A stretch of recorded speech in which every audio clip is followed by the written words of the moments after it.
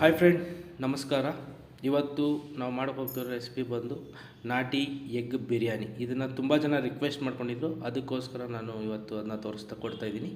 ಒಂದು ಚಿಕ್ಕ ಗಾತ್ರದ ಈರುಳ್ಳಿ ಮತ್ತು ಒಂದು ಟೊಮೆಟೊ, 4 ಹಸಿಮೆಣಸಿನ್ಕಾಯಿ ಮತ್ತು ಬಾಯ್ಲ್ಡ್ ಮಾಡಿರೋ ಎಗ್ಗು ಮತ್ತು ಮೊಸರು. ಇದು ಬೇಕಾಗಿರೋ ಸಾಮಗ್ರಿಗಳು. ಎಗ್ಗನ್ನ ನಾವು ಅರ್ಧ ಪೀಸ್ ಮಾಡಿಕೊಂಡು ಅರ್ಧ ಭಾಗ ಮಾಡಿಕೊಂಡು ಎತ್ತಿಡಬೇಕು. ಆಮೇಲೆ ಒಂದು ಕುಕ್ಕರ್ ತೊಗೊಂಡು ಕುಕ್ಕರ್ಗೆ 2 ಸ್ಪೂನ್ ಎಣ್ಣೆ ಹಾಕಿ ಅದನ್ನ ಚೆನ್ನಾಗಿ ಕಾಯಲು ಬಿಡಬೇಕು. ನೀವು ಕುಕ್ಕರ್ ಆದರೂ ತೊಗೋಬೋದು, ಇಲ್ಲಾಂದರೆ ಬೇಕಾಗಿರೋ ನಿಮ್ಮ ಹತ್ರ ಯಾವುದಾದ್ರೂ ಪಾತ್ರೆ ಇದ್ದರೂ ಪರವಾಗಿಲ್ಲ, ಅದರಲ್ಲೂ ಮಾಡ್ಕೋಬೋದು. ಇವಾಗ ನಾವು ಆ ಎಣ್ಣೆ ಕಾಯೋ ತನಕ ಸ್ವಲ್ಪ ಬಿಡಬೇಕು.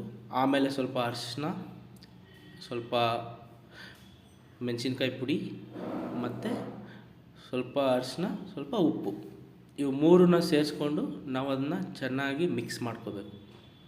ಅದು ಸ್ವಲ್ಪ ಎಣ್ಣೆ ಕಾಯ್ದ ಮೇಲೆ ಅದನ್ನ ಸ್ವಲ್ಪ ಮಿಕ್ಸ್ ಮಾಡಿಕೊಂಡು, ಅದು ಸ್ವಲ್ಪ ಎಣ್ಣೆಗೆಲ್ಲ ಅದು ಹಾಕಿರೋ ಇಂಗ್ರೀಡಿಯೆಂಟ್ಸ್ ಎಲ್ಲ ಸೇರ್ಕೊಂಡ್ಮೇಲೆ ನಾವು ಆಲ್ರೆಡಿ ಕಟ್ ಮಾಡಿ ರೆಡಿ ಮಾಡ್ಕೊಂಡಿರೋ ಅರ್ಧ ಭಾಗ ಮಾಡ್ಕೊಂಡಿರೋ ಎಗ್ಗನ್ನ ನಾವು ಇವಾಗ ಅದರಲ್ಲಿ ಹಾಕಿ ಸ್ವಲ್ಪ ಫ್ರೈ ಮಾಡಬೇಕು. ಅದು ಚೆನ್ನಾಗಿ ಫ್ರೈ ಮಾಡಿಕೊಂಡ್ರು ಒಳ್ಳೆಯದು. ಇದನ್ನು ನಾನು ಸ್ಪೆಷಲಿ ಇದು ಬ್ಯಾಚುಲರ್ಸ್ಗಳಿಗೋಸ್ಕರ ಹೇಳ್ಕೊಡ್ತಾ ಇರೋದು. ಬ್ಯಾಚುಲರ್ಸ್ಗಳಿಗೆ ಟೈಮ್ ಇರೋಲ್ಲ, ಮತ್ತು ಅವ್ರಿಗೆ ಏನಾದರೂ ಬೇರೆ ಬೇರೆ ಥರ ರೆಡಿ ಮಾಡಿಕೊಂಡು ತಿನ್ಬೇಕು ಅನ್ನಿಸ್ತಾ ಇರುತ್ತೆ. ಅವರು ಇದನ್ನು ಡೆಫಿನೆಟಾಗಿ ಮನೇಲಿ ಮಾಡಿಕೊಂಡೇ ಇಷ್ಟಪಟ್ಟು ತಿನ್ಬೋದು. ಇದು ಖಂಡಿತವಾಗ್ಲೂ ಇಷ್ಟಪಡ್ತಾರೆ. ಅದನ್ನ ಚೆನ್ನಾಗಿ ಎರಡೂ ಭಾಗದಲ್ಲಿ ಫ್ರೈ ಮಾಡ್ಕೊಳ್ತಾ ಇರಬೇಕು.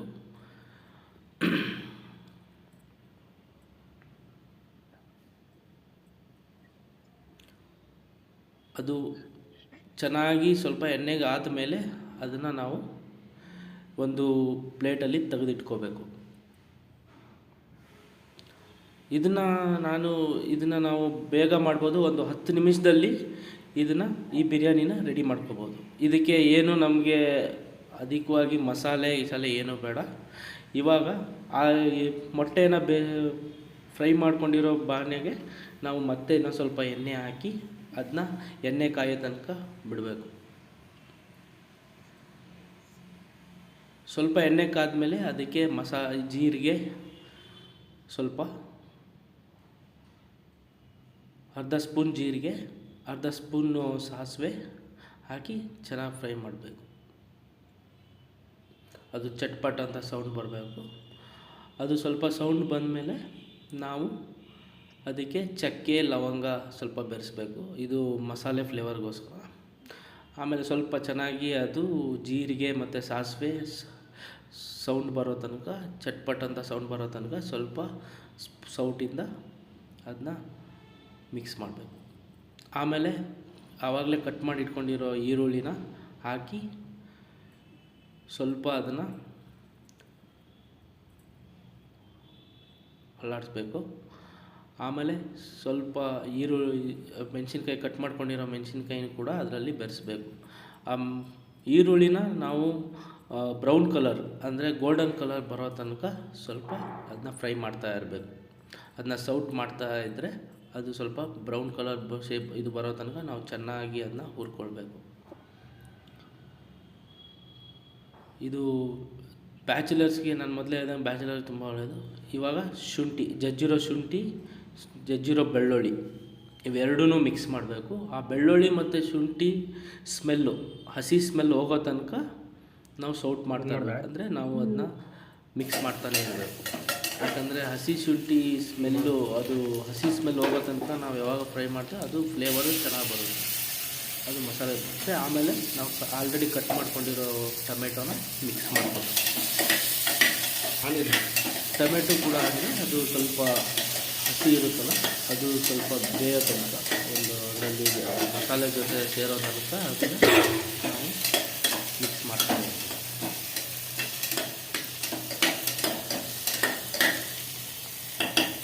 ಇದು ಎಸ್ಪೆಷಲಿ ಬ್ಯಾಚುಲರ್ಸ್ಗೆ ನಾವು ಮಾಡ್ತಾ ಇರೋದು. ಈ ಬ್ಯಾಚುಲರ್ಸು ತುಂಬ ಕೇಳ್ತಾ ಇರ್ತಾರೆ, ಬ್ಯಾಚುಲರ್ಸ್ ಎಲ್ಲ ಹೆಂಗೆ ಮಾಡೋದು. ಇವಾಗ ಅರಿಶಿನ, ಸ್ವಲ್ಪ ಖಾರ, ಸ್ವಲ್ಪ ಗರಂ ಮಸಾಲ, ಮತ್ತು ಒಂದು ಸ್ವಲ್ಪ ಉಪ್ಪು, ರುಚಿಗೆ ತಕ್ಕಷ್ಟು ಉಪ್ಪು ಹಾಕ್ಕೊಂಡು ನಾವು ಎಗ್ ಬಿರಿಯಾನಿ ಮಸಾಲಾನ ಸ್ವಲ್ಪ ಅದಕ್ಕೆ ಹಾಕಬೇಕು. ಎಗ್ ಬಿರಿಯಾನಿ ಮಸಾಲೆ ಇಲ್ಲ ಅಂದರೆ ನಿಮಗೆ ಧನಿಯಾ ಪೌಡ್ರು, ಕೋರಂಡಲ್ ಪೌಡ್ರು ಇದ್ದರೆ ಅದು ಕೂಡ ಹಾಕ್ಬೋದು. ಇದೇ ಎಗ್ ಮಸಾಲ ಹಾಕ್ಬೇಕಂತ ಏನಿಲ್ಲ, ನಿಮ್ಗೆ ಯಾವುದಾದ್ರೂ ಎಗ್ ಮಸಾಲ ಇದ್ದರೆ ನೀವು ಅದನ್ನು ಸೇರಿಸ್ಬೋದು. ಇವಾಗ ಆ ಮಸಾಲೆ ಎಲ್ಲ ಮಿಕ್ಸ್ ಆಗೋ ತನಕ, ಆ ಮಸಾಲೆ ಸ್ಮೆಲ್ ಹೋಗೋ ತನಕ ನಾವು ಸ್ವಲ್ಪ ಲೋ ಫ್ಲೇಮಲ್ಲಿ ಅದನ್ನು ಮಿಕ್ಸ್ ಮಾಡ್ಕೋಬೇಕು. ಅದೆಲ್ಲ ಎಣ್ಣೆ ಬಿಟ್ಟು, ಎಣ್ಣೆ ಸಪ್ರೇಟು ಮಸಾಲೆ ಸಪ್ರೇಟ್ ಆದಮೇಲೆ ನಾವು ಸ್ವಲ್ಪ ಮೊಸರನ್ನ ಬೆರೆಸಿ ಮೊಸರನ್ನು ಚೆನ್ನಾಗಿ ನಾವು ಫ್ರೈ ಮಾಡಬೇಕು. ಆ ಮೊಸರಲ್ಲಿರೋ ನೀರೆಲ್ಲ ಸಪ್ರೇಟ್ ಆಗಬೇಕು. ಮೊಸರು ಸಪ್ರೇಟು, ನೀರು ಸಪ್ರೇಟಾಗಿ ಮಸಾಲೆ ಎಲ್ಲ ಮೊಸರು ಜೊತೆ ಮಿಕ್ಸ್ ಆಗೋ ತನಕ ನಾವು ಲೋ ಫ್ಲೇಮಲ್ಲೇ ಇದು ಮಾಡಬೇಕು. ಹೈ ಫ್ಲೇಮಲ್ಲಿ ಮಾಡಬಾರ್ದು, ಇದನ್ನು ಲೋ ಫ್ಲೇಮಲ್ಲಿ ನೀವು ಮಿಕ್ಸ್ ಮಾಡ್ತಾಯಿರ್ಬೇಕು.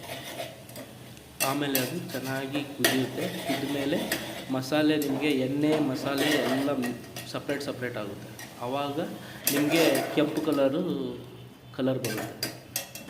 ಸೊ ಒಂದು ಸತಿ ಈ ಥರ ಈಗ ನಾನು ತೋರಿಸ್ತಿದ್ದೀನಲ್ಲ ಆ ಥರ ಕಲರ್ ಬರೋ ತನಕ ನೀವು ಫ್ರೈ ಮಾಡಬೇಕು. ಮತ್ತು ಮೊಸರದ್ದು ಹಸಿ ಸ್ಮೆಲ್ ಹೋಗೋ ತನಕ ನೀವು ಮಿಕ್ಸ್ ಮಾಡ್ತಾನೆ ಇರಬೇಕು. ಅದು ಲೋ ಫ್ಲೇಮಲ್ಲಿ. ಹೈ ಫ್ಲೇಮಲ್ಲಿಟ್ಟರೆ ಖಂಡಿತವಾಗಲೂ ಅದು ಹೋಗುತ್ತೆ. ಅದಕ್ಕೋಸ್ಕರ ನಾವು ಲೋ ಫ್ಲೇಮಲ್ಲೇ ಮಾಡಬೇಕು. ಲೋ ಫ್ಲೇಮಲ್ಲೇ ಮಾಡ್ತಾಯಿದ್ರೆ ಅದು ಕ್ಲೀನಾಗಿ ಮಸಾಲೆ ಮತ್ತು ಎಣ್ಣೆ ಮತ್ತು ಮೊಸರು 3 ಸಪ್ರೇಟಾಗಿ ನಿಮಗೆ ಮಸಾಲೆ ಮತ್ತು ಎಣ್ಣೆ ಮೇಲೆ ಬರೋ ತನಕ ಅದನ್ನ ಫ್ರೈ ಮಾಡ್ತಾ ಇರಬೇಕು. ನೋಡಿ ಈ ಥರ ಕಲರ್ ಬರಬೇಕು. ಒಂದು ಸತಿ ಈ ಥರ ಕಲರು ಮತ್ತು ಮಸಾಲೆ ನಿಮಗೆ ಸ್ಮೆಲ್ ಬರುತ್ತೆ, ಆ ಥರ ನಿಮಗೆ ಕಾಣಿಸ್ಬೇಕು. ಆವಾಗ ನಾನು ಅರ್ಧ ಬೌಲಷ್ಟು ನೀರು ತೊಗೊಂಡಿದ್ದೀನಿ, ರೈಸ್ ತೊಗೊಂಡಿದ್ದೀನಿ. ಆಲ್ರೆಡಿ ನಾನು ಅದನ್ನ ನೆನೆ ಇಟ್ಟಿದ್ದೀನಿ. ಸೊ ಅದಕ್ಕೋಸ್ಕರ ನಾನು ಇವಾಗ ಇನ್ನೊಂದು 1.5 ಗ್ಲಾಸ್ ನೀರು ಹಾಕ್ತಾಯಿದ್ದೀನಿ. ನೀವು ಅಕ್ಕಿ ತೊಗೊಂಡಿರೋ ಅಳತೆ ಪ್ರಕಾರ ನೀವು ನೀರನ್ನು ಹಾಕೋಬೇಕಾಗ್ತದೆ. ಯಾಕಂದರೆ ಬಿರಿಯಾನಿಗೆ ಸ್ವಲ್ಪ ನೀರು ಕಮ್ಮಿ ಆದ್ರೇ ಚೆಂದ. ಯಾಕಂದರೆ ಅದು ಉದುರಾಗಿ ಬಂದರೆ ಬಿರಿಯಾನಿ ಸ್ವಲ್ಪ ಚೆನ್ನಾಗಿರುತ್ತೆ. ಸೊ ನೀರು ಹಾಕಿದ್ಮೇಲೆ ಅದು ಒಂದು ಕುದಿ ಬರೋ ತನಕ ಅದನ್ನು ಕುಕ್ಕರಲ್ಲೇ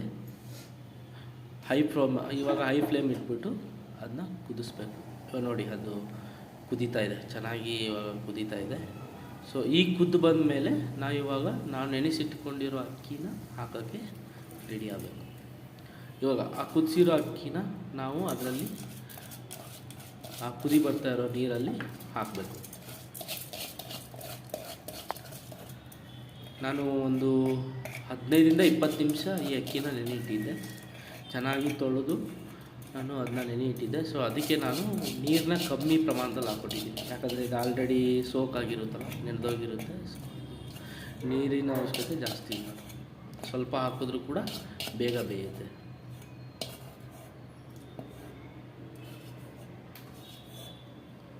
ಇದು ಬ್ಯಾಚುಲರ್ಸು ನನಗೆ ತುಂಬ ಜನ ಕಮೆಂಟ್ ಮಾಡಿದರು, ಸರ್ ಎಗ್ ಬಿರಿಯಾನಿ ಮಾಡೋದು ಹೇಗೆ ಕೊಡಿ ರೆಸಿಪಿನ. ನಾವು ಅಂತ ಒಂದು 10 ನಿಮಿಷದಲ್ಲೇ ಮನೆಯಲ್ಲೇ ಮಾಡ್ಕೋಬೇಕು.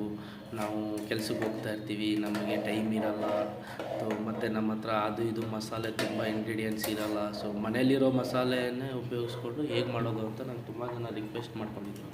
ಸೊ ಅವ್ರಿಗೋಸ್ಕರ ಇದು ನಾವು ಆಲ್ರೆಡಿ ಫ್ರೈ ಮಾಡಿ ಇಟ್ಕೊಂಡಿರೋ ಎಗ್ನ ಇದರಲ್ಲಿ ಒಂದೊಂದೇ ಸ್ಲೋವಾಗಿ ಹಾಕಬೇಕು. ಈ ಥರ ಕುದಿ ಬಂದಮೇಲೆ ಹಾಕಿ ಇವಾಗ ಸೌಟ್ ಏನು ಮಾಡೋದು ಬೇಡ, ಜಸ್ಟು ಲೋ ಫ್ಲೇಮ್ ಇಟ್ಕೊಂಡು ಯಾವತ್ತೂ ಕುಕ್ಕರ್ ಬಾಯಿ ಹಾಕುವಾಗ ನೀವು ಸಿಟಿ ತೆಗೆದು ಹಾಕಬೇಕು.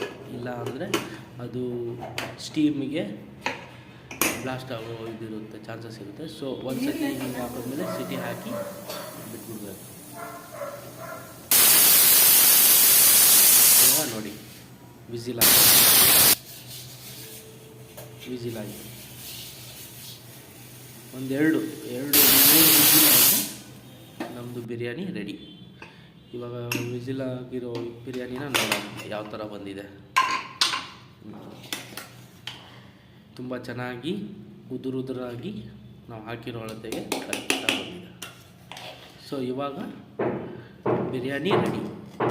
ಸೊ ಇವಾಗ ನಾವು ಚೆನ್ನಾಗಿ ತಟ್ಟೆಗೆ ಹಾಕ್ಕೊಂಡು ಬಾರಿಸ್ತಾ ಇರೋದು ನೋಡಿ ಹೇಗೆ ಬಂದಿದೆ ಕಲರು ಮತ್ತು ಬಿರಿಯಾನಿ ಸ್ಮೆಲ್ಲು ಮಾತ್ರ ಚೆನ್ನಾಗಿ ಬರ್ತಾಯಿದೆ ಫ್ರೆಂಡ್ಸ್. ನಿಜವಾಗ್ಲೂ ಸೂಪರಾಗಿ ಬಂದಿದೆ. ನೀವು ಇದೇ ಥರ ಮನೆಯಲ್ಲಿರೋ ಇಂಗ್ರೀಡಿಯೆಂಟ್ಸ್ ಯೂಸ್ ಮಾಡಿ